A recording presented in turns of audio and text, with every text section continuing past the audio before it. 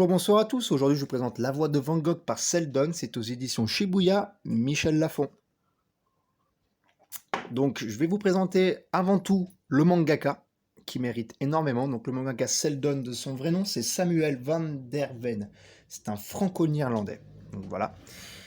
Il a édité ce manga-là à l'âge de 19 ans.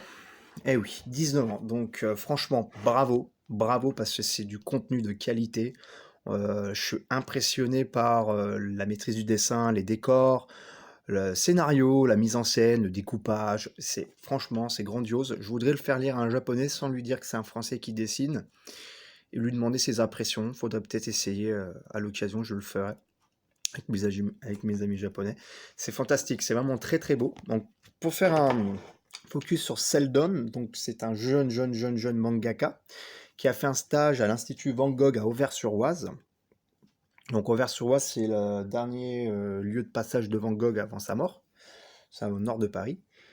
Là-bas, il a commencé à faire une histoire dessinée sur Van Gogh. Et on a, justement, à la fin du manga, on a ce qu'il avait fait, en fait. Et c'est enfin, c'est quand même bien. C'est super intéressant d'avoir le premier travail, on va dire, les premiers dessins. Donc là, on voit vraiment que c'est assez amateur, bien que c'est énormément, c'est très joli, quoi.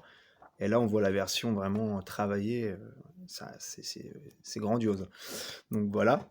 Il va présenter son manga donc à une convention magique MAGIC à Monaco et remporte le prix coup de cœur du jury. Donc voilà. Donc bravo Seldon, bravo vraiment, bravo et rebravo. Vis-à-vis de l'histoire, la voix de Van Gogh. Donc ça raconte la vie de Van Gogh quand il va arriver à Auvers-sur-Oise. Ça va raconter donc du coup son passage à l'auberge Ravoux, hop, qui est là. Alors, on voit que Seldon, il a vraiment été là-bas, puisque l'auberge, déjà, elle est identique. La vraie, elle est exactement comme ça. Dedans, c'est vraiment comme ça, c'est identique. J'y suis allé manger, donc je reconnais parfaitement. Le carrelage, c'est celui-là. Les carreaux, c'est celui-là. Le comptoir à gauche, c'est celui-là. C'est impressionnant. Il connaît même la place de Van Gogh, qui mangeait au fond à gauche quand on descend l'escalier. Enfin, c'est ce que m'a dit l'aubergiste. Après, je sais pas si c'est vrai. C'est impressionnant, donc c'est très drôle de relire ça en manga. Donc voilà, donc on a la vie de Van Gogh qui va... et une belle interprétation de Seldon vis-à-vis de ses tableaux, hein, qui nous fait bien comprendre que Van Gogh, il dessine pas pour faire du copier-coller, il interprète, il donne son impression en fait en dessinant. Et c'est toute sa poésie au bout des pinceaux qui est exprimée à chaque fois. Ce qui est beau, c'est qu'au fur et à mesure de l'histoire, on voit plusieurs tableaux connus, dont, je sais pas moi, la fille de l'aubergiste qui est dessinée ici. Et en fait, il nous met le vrai tableau à chaque fois. Donc il y a celui-là, après il y en a un autre, ainsi de suite, il y en a un autre là. Voilà, voilà. Donc voilà, c'est marrant de faire ces petits montages, je trouve ça fantastique. Genre, je sais pas non, je pense pas que c'est dessiné, ça doit être du copier-coller, j'en sais rien. Quoique, non, c'est du copier, enfin, ça c'est du copier-coller, mais c'est super, hein, c'est vraiment très joli. Ça marche bien, j'aime beaucoup les petits scénarios qu'il fait. Il humanise énormément Van Gogh, ce qui est super. Et il y a un super parallèle vis-à-vis de Théo. Théo, le frère de Vincent, hein. Théo qui le finance, Théo qui lui donne les 3 francs 50 pour qu'il puisse manger et dormir à l'auberge à vous.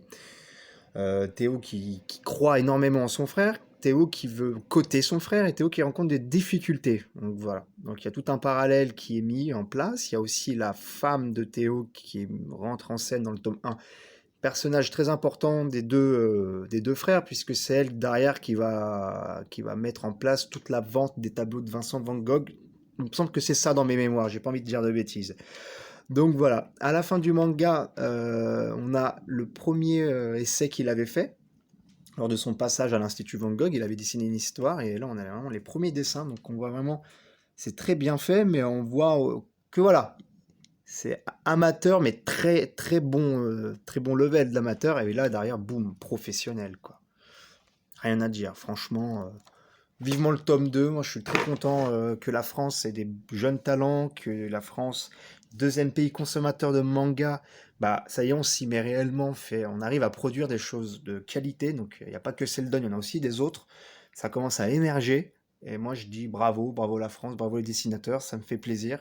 Moi qui suis passionné de manga, je suis fier aussi de lire des mangas de français, ou bien de néerlandais, ou, ou d'Européens, si je puis dire. Mais je suis vraiment content, voilà, ça montre que on a quand même une identité en France vis-à-vis de la bande dessinée en général, la bande dessinée mondiale pour dire, très importante, très forte, pas comparé à d'autres pays comme l'Italie ou l'Allemagne. L'Espagne aussi se dégage pas mal du lot. Mais bon, la France quand même, ça reste, la France-Belgique, ça reste quand même les pays voilà, du dessin, de l'art, de la bande dessinée. Je suis vraiment content d'avoir lu ce manga. J'espère que ça vous a plu, j'espère que ça vous a donné envie de lire le manga. Seldon a une page Facebook, vous pouvez aller lui écrire et tout, c'est un chic type, il a l'air vraiment très sympa. Voilà, encouragez-le et je vous dis à très bientôt.